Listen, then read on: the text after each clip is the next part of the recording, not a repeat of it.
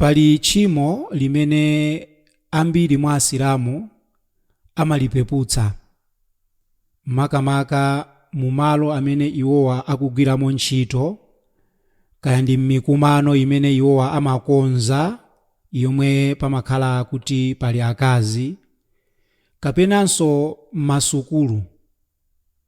Muona kuti amuna amagwirana chanza ndi akazi, kapena amuna kukumbatirana ndi akazi, pa Chingerezi akuti hug.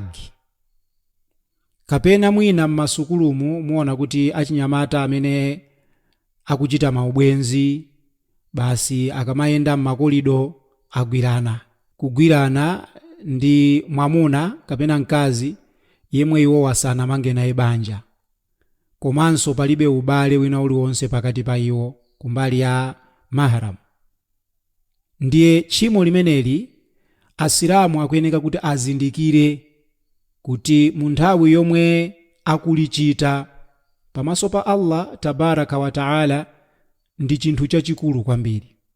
Tamvani kuyankhula kwa Ma'qil ibn Yasar yemwe akufotokoza kuti mtumiki wa Allah sallallahu alayhi wa alihi wasallam tsiku lina adayankhula kuti la an yut'ana fi ra'si rajulin bimikhyatin min hadidin khairul lah min an tamassahu imra'atun la tahillu lah.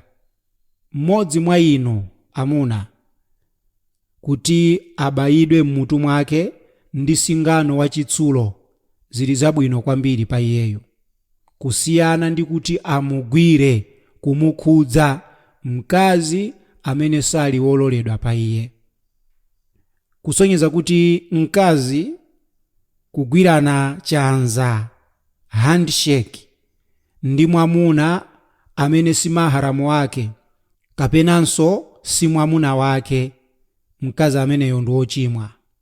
Nayenso mwamuna kuchita handshake, kugwirana chanza kapena kuhagana kapena kupanga hold my hands poyenda munsewu ndi mkazi amene sali mahram wa iyeyo kapena saliso mkazi wake, mwamuna ameneyo ndi wochimwa ndipo amapeza chani? Nsambi.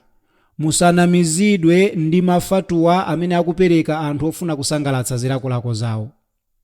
Mukuyankhula kwake Aisha radhiyallahu anha, iye akufotokoza kuti pamene akazi adabwera kudzachita bai'a pa mtumiki wa Allah sallallahu alayhi wasallam kulumbira kuti adzamuthandiza mtumiki mu ntchito yofalitsa Chisilamu, Aisha akufotokoza kuti wama massat kaffu rasulillahi sallallahu alayhi wasallam kaffa mra'atin qat, ndipo silinakhudzanepo dzanja la mtumiki wa Allah sallallahu alayhi wasallam ndi dzanja la mkazi aliyense yemwe adali wachilendo. Dzanja la mtumiki silinatani? Silinagundanepo ndi mkazi wina aliyense yemwe ndi wachilendo. Kusonyeza kuti izi zimene zikumachitika pakati pathu apa chifukwa cha kusakanikirana amuna ndi akazi mpaka na kumafikira pa mahagi, nkumapangana mahandshake, zimenezozo ndi haramu. Tiye na asilamu tisiye, tisalipeputse tchimo limeneli. Ndithudi pamaso pa Allah tabaraka wa taala adzafunsa manja athu. Zidali zathuzi zimene zikugundana ndi mawere azimayizi azazifunsa zimenezo.